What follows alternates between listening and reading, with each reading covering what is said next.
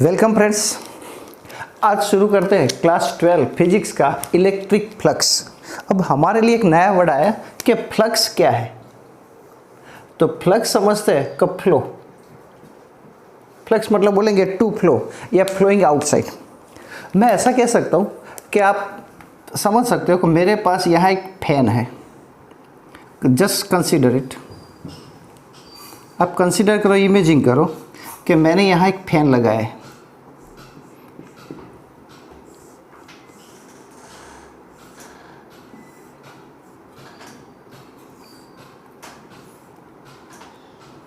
Consider करो, ये fan है।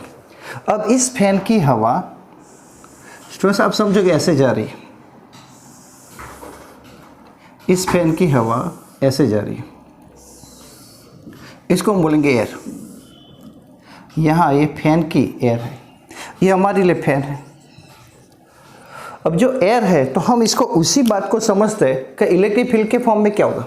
तो अब ऐसे समझो, जो एयर की हवा जो आ जा रही है, आप उसको समझ लो वो इलेक्ट्रिक फील्ड है। ये जो है वो इलेक्ट्रिक हवा को हम बोलेंगे इलेक्ट्रिक फील्ड है, जिसको हम ये बोलते थे। ओके, इलेक्ट्रिक फील्ड बोलते हैं। अब एक और बात समझते हैं कि जो ये लाइंस कितनी है, तो 1 2 3 4 और 5, तो 5 लाइन इलेक्ट्रिक फील्ड की 5 लाइनें जा रही है। अब मैं थोड़ा ज़्यादा सोचता हूँ कि इसके अंदर इसको फील्ड लाइन भी बोलते हैं। तो जो ये लाइनें हैं उसको आप बोल सकते हैं इलेक्ट्रिक फील्ड लाइंस।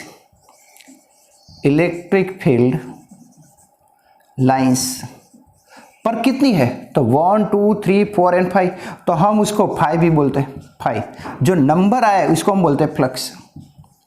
तो ये हमारा क्या है, फ्लक्स। तो मैं फिर से समझा रहा हूँ कि सामने एक फैन है और फैन में से हवा आ रही है, तो जो हवा आ रही है उसको हम बोलेंगे इलेक्ट्रिक फील्ड। ये हवा कैसे आ रही है, तो मैंने एरो से ऐसे बताया कि यू हवा जा रही है, यू हवा जा रही है। जो एरो से इंडिकेट किया तो वो इलेक्ट्रिक फील्ड लाइंस है। और यहाँ कितने इलेक्ट्रिक फील्ड लाइंस है, तो जो एक नंबर है उस नंबर को हम क्या बोलते हैं, फ्लक्स। अब यहाँ उसी बात को हम थोड़ा समझते हैं कि इलेक्ट्रिक फ्लक्स क्या है। तो समझने के लिए आपको समझ में आ चुका होगा कि फ्लक्स क्या है, इलेक्ट्रिक फील्ड क्या है, और ये मतलब टोटल ये चीज है क्या। तो आपको समझ में आ गई कि जो एयर है उसको हम इलेक्ट्रिक फील्ड बोलेंगे। एयर कैसे जा रही है, तो यू जा रही है, यू जा रही है। मान लो कि मैं यहाँ बना तो यू जा रही है, तो जो ये लाइन बता रही है कि हवा ऐसे जा रही है, कोई ऐसे भी बता सकते हैं कि हवा ऐसे भी जा रही है, यू भी एयर जा रही है। तो ये सब क्या है, तो इलेक्ट्रिक फील्ड लाइन्स है। और एक कितने लाइन है, तो जो लाइन का नंबर है उसको हम क्या बोलते हैं, फ्लक्स। अब यहाँ फ्लक्स की बात आए तो एक वर्ड पहले हम समझ लेते हैं, और जिसको हम बोलते हैं सरफेस एरिया। तो मैं इसी बात को आपको यहाँ ऊपर से आपको मैंने थोड़ा समझा दिया फ्लक्स क्या है, मतलब आपका थोड़ा कॉन्सेप्ट क्लियर किया मैंने कि फ्लक्स किसे कह सकते हैं। पर यहाँ मैं बात करूँगा कि प्रैक्टिकल लाइफ के अंदर जनरली 2 चीज़ें होती है, एक 2D या हम बोलेंगे ओपन सरफेस। तो ओपन सरफेस क्या होते हैं, तो मान लो मेरे पास यहाँ एक 2D है, मतलब जिसमें एक्स और वाई या हम बोलेंगे का लेंथ और ब्रेथ ही होती है। तो एक प्लेन है मेरे पास, तो इसके पास क्या होगा, तो इसका एरिया वेक्टर क्या होगा, तो इसका एरिया वेक्टर आउटसाइड ही होता है, इस तरफ होगा या इस तरफ होगा। तो इसको हम बोलते हैं एरिया वेक्टर या सरफेस एरिया वेक्टर। तो इसका ये हम बोलेंगे एस। कई लोग इसको एस की जगह ए भी लिखते हैं, सरफेस एरिया वेक्टर या एरिया वेक्टर। तो यहाँ इसकी डायरेक्शन बता रहा है। अब मैं वही बात समझा लो, मान लो 3D हो तो 3D मतलब हम बोलेंगे क्लोज। तो यहाँ मैं बात कर रहा हूँ 3D, या हम बोलेंगे क्लोज सरफेस। अब क्लोज सरफेस में कौन आएगा, तो मैं यहाँ इसे बना देता हूँ क्यूब। तो मेरे पास यहाँ एक क्यूब में बनाता हूं,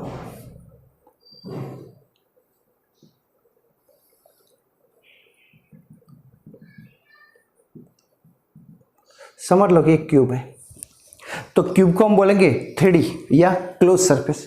तो उसके पास कितनी सरफेस होगी, तो 3D मतलब आप ऐसा समझ सकते हैं मेरे पास ऐसा एक क्यूब है, थोड़ा 100% क्यूब नहीं पर थोड़ा कंसीडर कर दो, मैंने इसको बनाया ऐसा, तो इसकी सरफेस कितनी होगी? तो आप देख सकते हैं इसकी सरफेस कितनी होगी।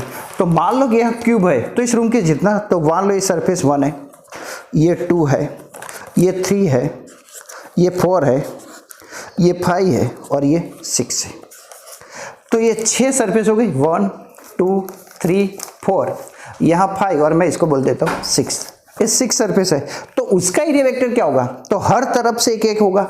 तो यहाँ से मैं कह सकता हूँ कि 1 है, तो उसका ये सरफेस वेक्टर होगा या सरफेस एरिया वेक्टर। अगर मैं कहूँ कि सेकंड नंबर में क्या होगा, तो मान लो ये सेकंड है, तो उसका सरफेस एरिया यहाँ होगा, आउटवर्ड डायरेक्शन में होगा। ये थर्ड है, ये फोर्थ है, ये फिफ्थ है, ये 6 है। मतलब इसके अंदर भी सरफेस एरिया वेक्टर अलग अलग होंगे।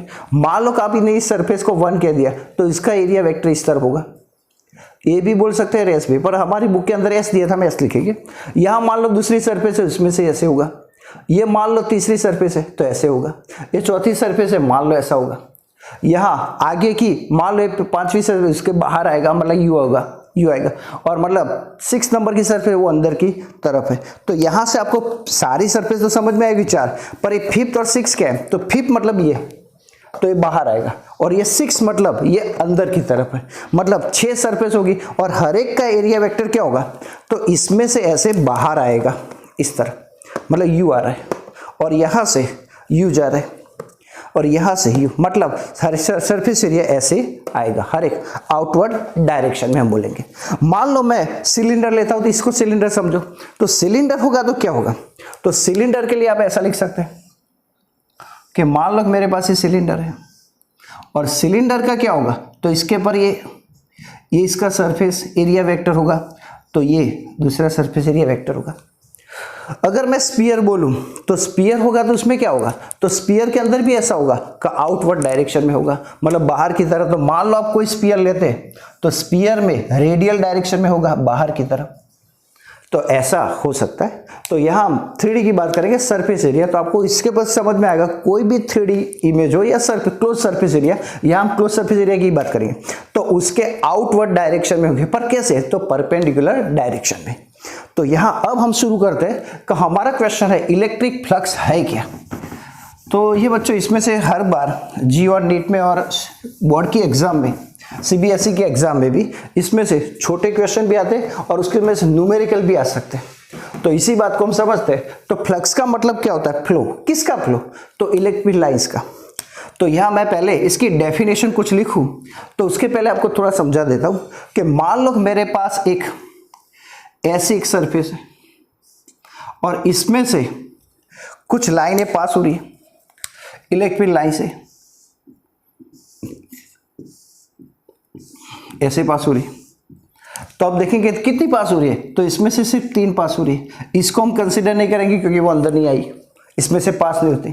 अगर मान लो यहां मैं एक और बात करूं कि इसमें से इलेक्ट्रिक लाइन से कितनी पास हुई,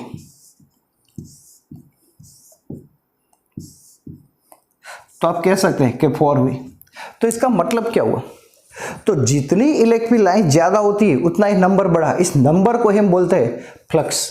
तो यहाँ फ्लक्स 3 और यह फ्लक्स कितना है? 4 है। तो फ्लक्स किसके पर डिपेंड करेगा? तो मान लो यहाँ मैंने एरिया बड़ा लिया होता, तो यहाँ मान लो यहाँ से एरिया लिया होता, तो ऐसी सरफेस ली होती तो ज़्यादा आती। तो मतलब जो फ्लक्स है वो किसके पर डिपेंड करता है? तो उस बात पर हम समझते हैं। तो यहाँ पहले मैं आपको समझा देता हूँ, डेफिनेशन लिखते हैं। तो डेफिनेशन क्या है?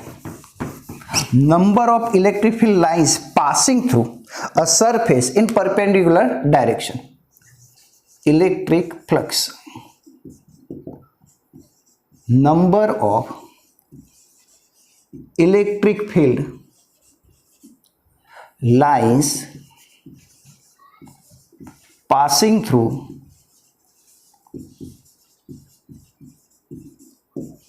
surface in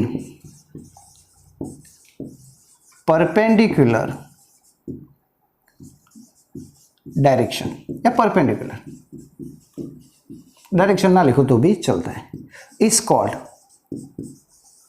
electric flux. तो यहां number of electric lines passing through surface in perpendicular direction is called the electric flux. General electric flux denoted by, तो हम फाई से बता दें। और ये फाई का फॉर्मूला क्या होगा, तो फॉर्मूला में लिखना हो तो फाई इज इक्वल हम लिखेंगे तो किसके पर डिपेंड करता है, तो इलेक्ट्रिक फील्ड अंदर आता है।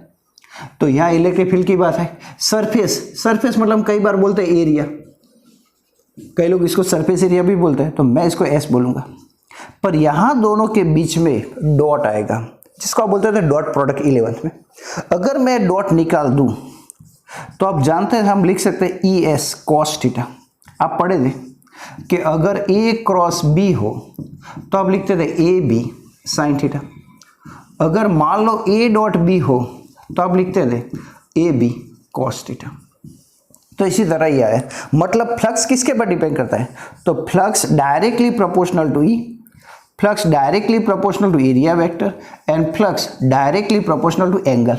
मतलब फ्लक्स इलेक्ट्रिक फील्ड पर, सरफेस एरिया पर और उसके बीच में ई और एस के बीच में लगने वाले एंगल पर डिपेंड करता है। इसको हम बोलते हैं फाई। इसका यूनिट क्या होगा, तो यूनिट के बारे में हम थोड़ा ज़्यादा सोचते हैं। ये फ्लक्स क्या है, तो अभी तो डॉट प्रोडक्ट आया, तो डॉट प्रोडक्ट आया मतलब कैसी क्वांटिटी होगी, तो हम बोलेंगे स्केलर क्वांटिटी।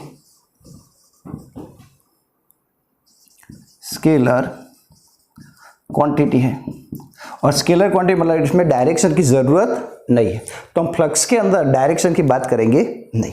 पर अभी हम देखते हैं इसका यूनिट क्या है, तो यूनिट लिखना हो तो मैं लिख सकता हूँ, तो इसी प्रकार से हम लिख सकते हैं। तो इसका यूनिट क्या लिखूं, तो आप लिखते हैं फाई, तो ई फाई मतलब इसका यूनिट हमें लिखना हो तो ई का फॉर्मूला हम लिखे थे, तो आप लिखते थे न्यूटन पर, मतलब आप लिखते थे E is equal to F upon Q.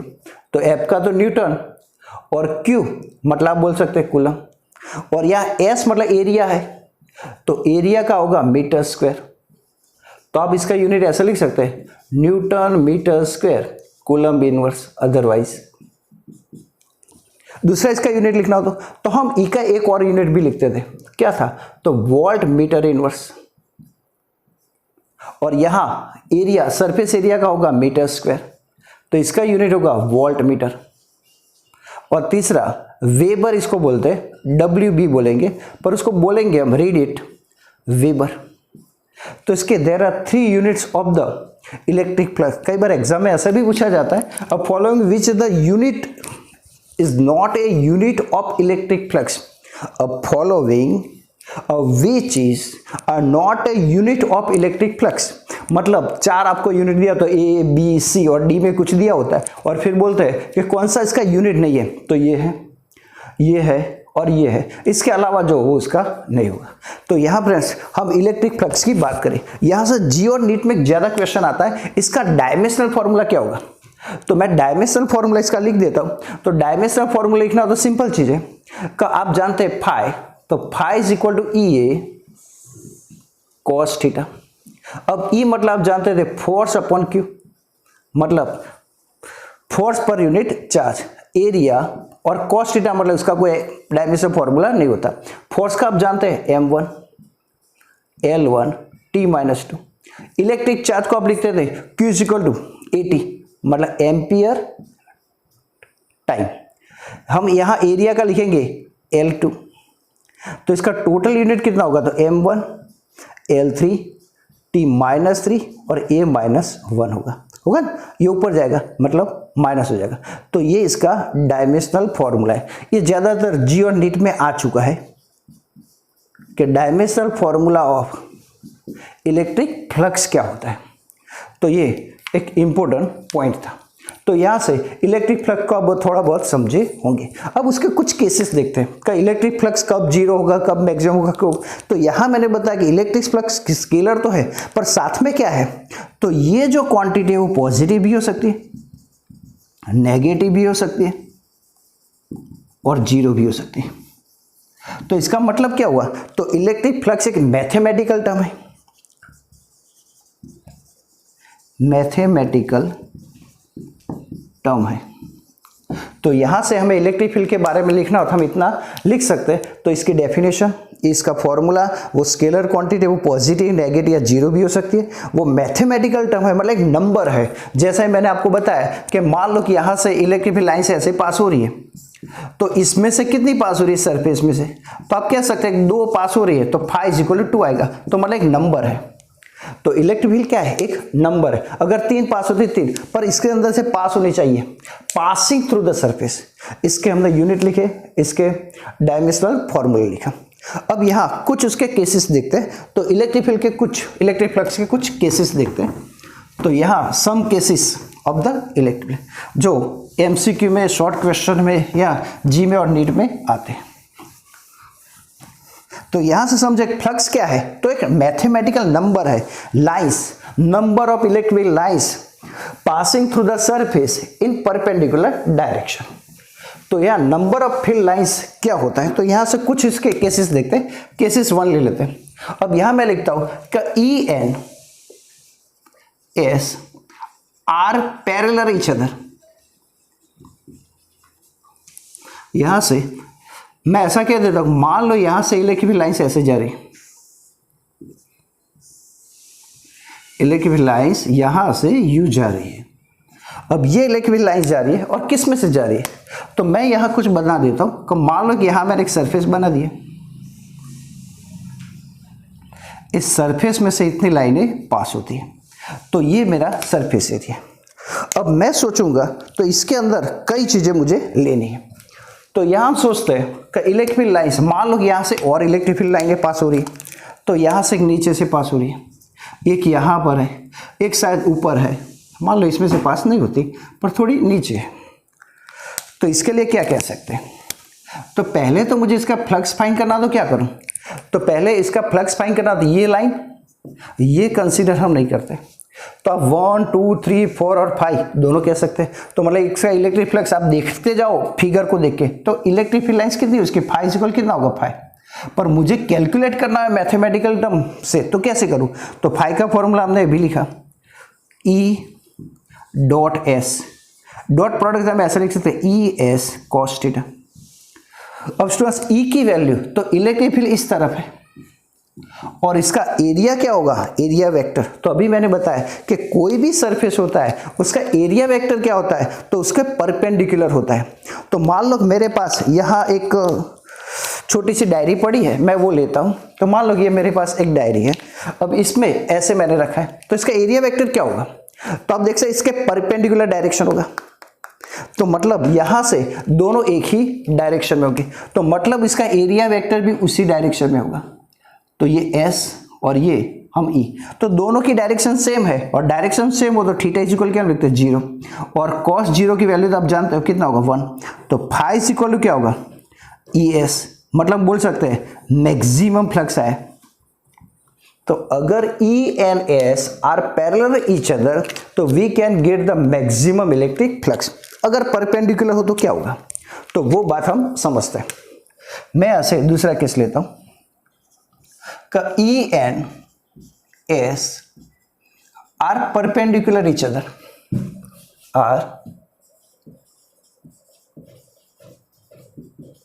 Perpendicular. अब परपेंडिकुलर कैसा होगा, तो मैं ऐसा बता सकता हूं कि यहां से एक सरफेस है और मान लो कि इलेक्ट्रिक फील्ड ऊपर की तरफ है और इसका एरिया वेक्टर तो परपेंडिकुलर होगा, तो ये ऐसे, तो यहां 90 का एंगल बना। अगर आपको ऐसे ना बनाना हो तो मैं कुछ और तरीके से भी बना सकता हूं, तो वही तरीका कौन सा है तो वो देखते हैं। तो वो क्या है, तो यहां मैंने एक सरफेस बनाई है, ये सरफेस है, इसके इलेक्ट्रिक फील्ड मान लो यहां से इलेक्ट्रिक फील्ड लाइन से यू पास हो रही है, मतलब इलेक्ट्रिक फील्ड इस तरफ होगा, और इसका अभी मैंने बताया कि मान लो कोई भी सरफेस है, तो ये सरफेस ऐसी है, तो इसका एरिया की वेक्टर किस तरफ होगा, तो परपेंडिकुलर इस तरफ, इसमें से यू आएगा, तो मतलब इसका एरिया वेक्टर यू होगा, परपेंडिकुलर डायरेक्शन एस। तो ये दोनों के बीच में कितना एंगल बनेगा, तो 90। तो आप जानते हैं कि phi is equal to E S cos theta, और यहां थीटा होता है 90, और आप जानते हैं कॉस 90 होता है 0, तो मतलब ये फाई हमारा आ जाएगा 0। तो यहां इलेक्ट्रिक लाइन से मिलेगी नहीं, मतलब फ्लक्स क्या होगा हमारा 0 होगा। और एक तीसरा एग्जांपल लेते हैं कि मान लो इलेक्ट्रिक फील्ड लाइंस ऐसे हो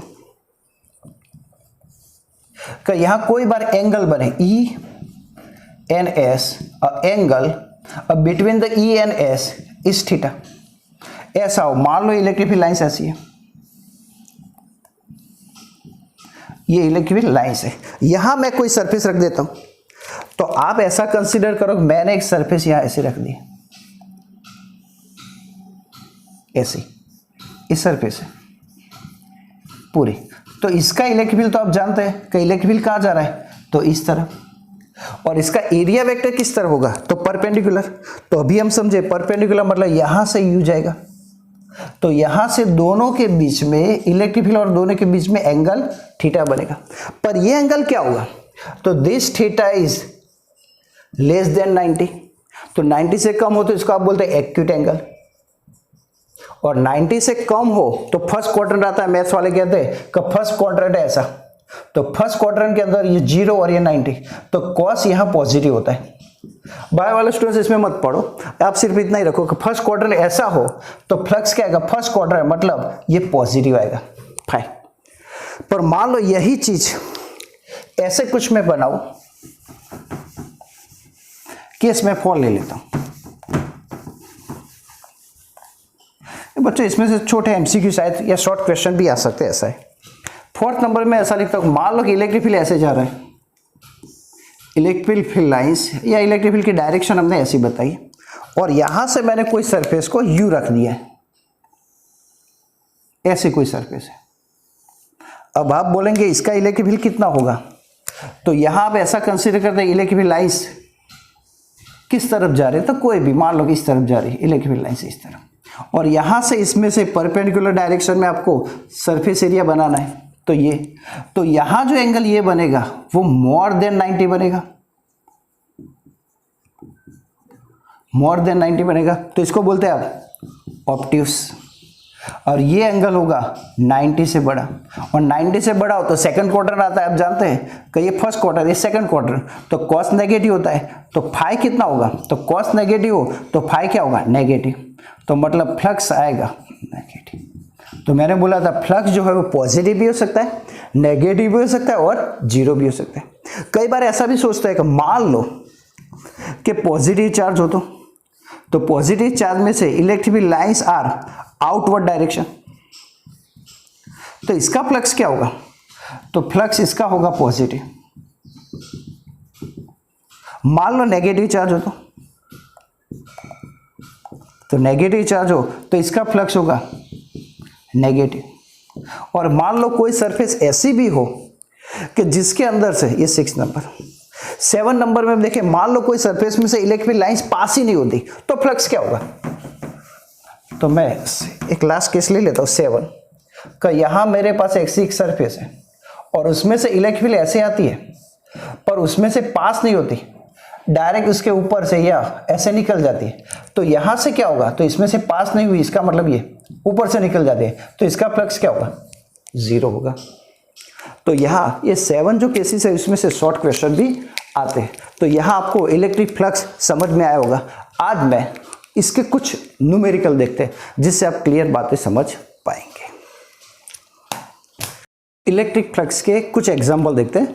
There exists an electric field of 100 nano-Newton per coulomb along z direction. The flux passing to the square of the 10 centimeter side placed on the xy plane inside the field. There are 4 examples. मतलब 4 इसके हमें option दिए, तो यहाँ आप सोचो x, y और z, मैंने एक 3 डायमेंशन लिए, मतलब फील्ड है x, y और z। यहाँ आप x, y, z कोई भी के, इसको x कह सकते, इसको y, इसको z, आपको जो कहना हो। यहाँ जो बना है वो स्क्वायर, तो यहाँ आप देख सकते हैं स्क्वायर तो किस डायरेक्शन में है, तो वो x और y में है, तो x और y में अंदर बताया। इलेक्ट्रिक फील्ड किस डायरेक्शन में, तो यहाँ इलेक्ट्रिक फील्ड आप देख सकते हैं z डायरेक्शन में, तो इलेक्ट्रिक फील्ड इन z डायरेक्शन, तो मतलब ये z डायरेक्शन मतलब इलेक्ट्रिक फील्ड ऊपर की तरफ है। यहाँ इसका सरफेस एरिया किस तरफ होगा, तो मैंने अब बताया आपको x और y है, तो x और y मतलब कैसे होगा, तो x और y मतलब ऐसे है, तो इसके परपेंडिकुलर मैंने बोला था, परपेंडिकुलर किस तरफ होगा, तो परपेंडिकुलर मतलब ऐसे होगा, तो सरफेस एरिया इसका ऐसे होगा, मतलब ये भी ऊपर की तरफ होगा। तो दोनों की सेम डायरेक्शन में, तो हम बोलते थे अभी केसेस हमने देखा पहला केसेस, तो दोनों सेम डायरेक्शन में, ये और इसके ये जो है इसके परपेंडिकुलर में सरफेस वेक्टर आई है, तो ये वेक्टर और ये इलेक्ट्रिक दोनों सेम डायरेक्शन में, मतलब यहाँ थीटा कितना होगा, तो 0 डिग्री। तो यहां हमें फाइंड करना है कि फ्लक्स कितना होगा, तो फाई इज इक्वल टू आप लिख सकते हैं ई एस कॉस थीटा। अब यह ई की वैल्यू कितनी है, तो मेरे पास ई की वैल्यू ऑलरेडी गिवन है, फाई इज इक्वल टू 100।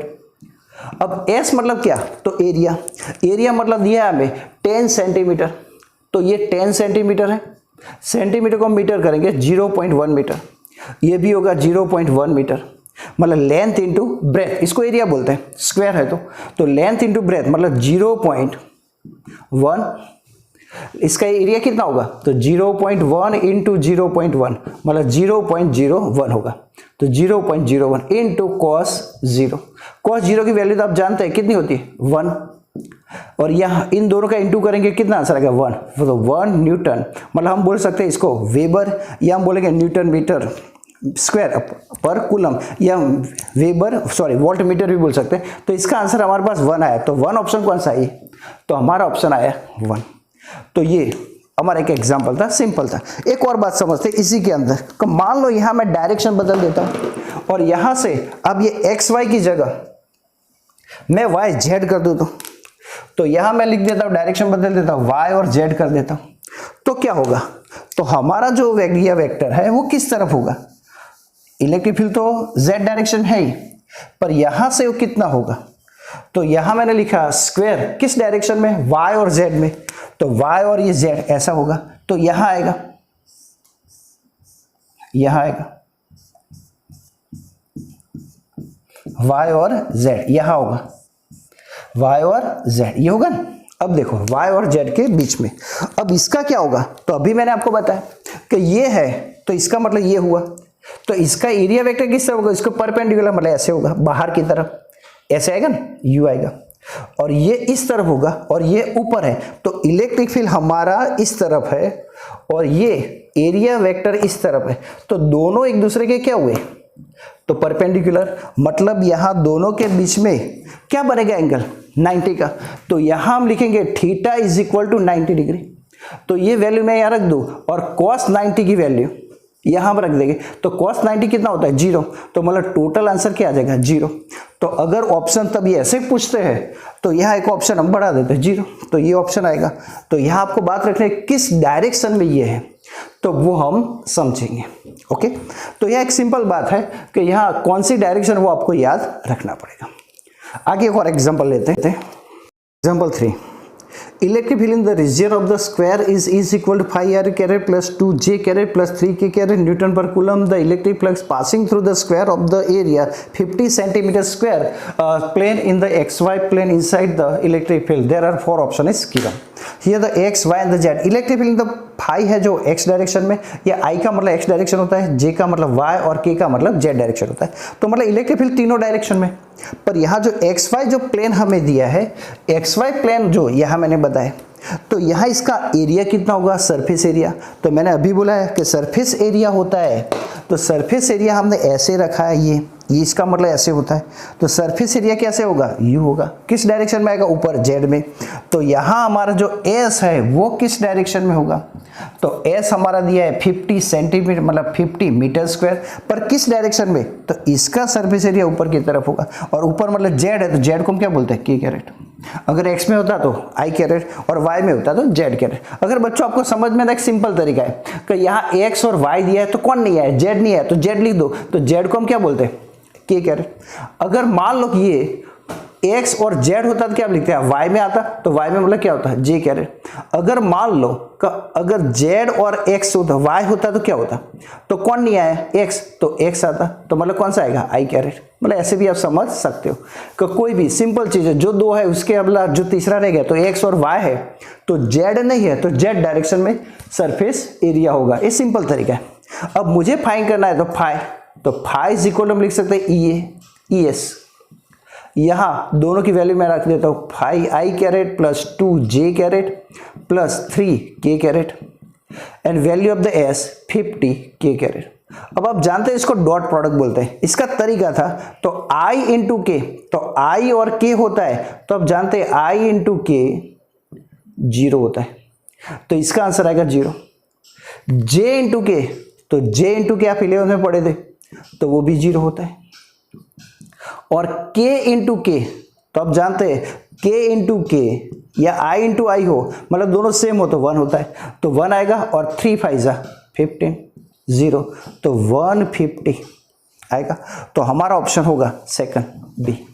तो यहाँ ऐसे क्वेश्चन हम देख सकते हैं। एक और भी देखते हैं छोटा सा, मैं थोड़ा आपको बता देता हूँ कि मान लो एग्जाम्पल फॉर्म में मैं यहाँ क्यूब लूँ तो क्या होगा। कई बार स्टूडेंट्स कहते हैं मान लो क्यूब हो तो क्या होगा, तो यहाँ आपको क्यूब लेके ही बता देता हूँ। तो ये एग्जाम्पल नंबर 4 कह देते हैं। मान लो ये x और y है और यहाँ मैं एक क्यूब रख देता हूँ ऐसे कहीं, और उसके ऊपर इलेक्ट्रिक फील्ड कैसे होगा, तो वो हमें फ्लक्स फाइंड करना है। यहाँ क्यूब है तो यहाँ ऐसे क्यूब को मैंने x और y z डायरेक्शन में रख दिया, पर मान लो इलेक्ट्रिक फील्ड सिर्फ एक डायरेक्शन में ही है, तो इसको मैं x कह देता हूँ, ये y है तो ये z होगा। इलेक्ट्रिक फील्ड चलो x डायरेक्शन में I कैरेट, तो इसका टोटल इलेक्ट्रिक फ्लक्स कितना होगा। तो पहले हम इसकी अलग अलग सरफेस लेंगे, तो पहले ये सरफेस लेंगे, फिर ये लेंगे, फिर ये लेंगे, फिर ये लेंगे, ये 5th नंबर की और पीछे की आएगी 6, तो मतलब ये सारी सरफेस आएगी। तो पहले मैं बात कर रहा हूँ, मान लो ये 1 सरफेस ली, तो इसमें क्या आएगी, तो 1 सरफेस ऐसे है तो इसका इलेक्ट्रिक फील्ड U आएगा, और यहाँ इलेक्ट्रिक फील्ड इस तरफ है और उसका सरफेस एरिया इस तरफ ऊपर आया, मतलब ऊपर की तरफ आया, तो दोनों के बीच में एंगल कितना बना, तो दोनों के बीच में आप एंगल कहेंगे तो 90 बना, और 90 एंगल हो तो क्या होगा, तो जो फर्स्ट है इसका तो फाई 1 कितना हो जाएगा, तो 90 एंगल बनेगा, cos 90 0, मतलब 0 आएगा, तो इसका इलेक्ट्रिक फ्लक्स आएगा 0। इसका कितना होगा, तो दोनों की डायरेक्शन सेम है, सेम हो तो हम बोलते हैं पैरेलल, तो इसका फ्लक्स आएगा phi ES cos theta, cos 0 लिखेंगे, पैरेलल है, cos 0 की वैल्यू 1 जाते तो आपको आएगी, लिखेंगे ES। इसी प्रकार इसका लेंगे, फिर से पैरेलल हो, मतलब परपेंडिकुलर हो जाएगा, तो परपेंडिकुलर हो जाएगा तो फाई 3 क्या हो जाएगा 0, फाई 4 क्या होगा, तो इस तरफ आएगा, तो इस तरफ आए तो आप जानते हैं 180 एंगल होता है, इस तरफ 0 तो इस तरफ 180 होता है, तो cos 180 कितना होता है, cos 180 कहते हैं -1 है तो माइनस ES आएगा। उसी प्रकार हम बोलेंगे फाई जो है वो अंदर की तरफ, पीछे की तरफ, मान लो कि ये 1 था तो यहाँ आएगा, तो फाई ये है तो इस तरफ आएगा, तो मतलब यहाँ इसका परपेंडिकुलर वेक्टर हम बनाएंगे, तो इसके परपेंडिकुलर मतलब पीछे की तरफ का हिस्सा हुआ, तो यह सामने की तरफ, तो इसका U होगा, और इलेक्ट्रिक फील्ड इस तरफ तो 90 एंगल होगा, तो यहाँ फाई P वो भी 0 होगा। फाई 6 कितना होगा, तो 6 नंबर का मतलब मैंने आपको बताया, ये फाई आपकी तरफ है, इलेक्ट्रिक फील्ड इस तरफ है, तो सरफेस एरिया इस तरफ होगा, 90 एंगल बना, 6 इस तरफ है तो पीछे है तो क्या होगा, तो इस तरफ होगा, इलेक्ट्रिक फील्ड इस तरफ है, मतलब 90 का एंगल, तो ये फाई 6 भी क्या होगा 0। टोटल हम फाई करें तो क्या होगा, तो टोटल फाई लिखेंगे तो phi 1 plus phi 2 plus up to phi 6, तो ये सारी वैल्यू 0 है, पर ये पॉजिटिव और ये नेगेटिव है, तो टोटल फ्लक्स कितना हो जाएगा 0। तो अगर कोई क्यूबिक हो तो उसमें इलेक्ट्रिक फील्ड कोई एक डायरेक्शन में दिया हो तो इसका भी टोटल फ्लक्स 0 होता है। बच्चों ये इलेक्ट्रिक फील्ड मैं I hope you can easily understood the meaning of the electric flux. Okay friends, देखते रहिए, थैंक यू वेरी मच।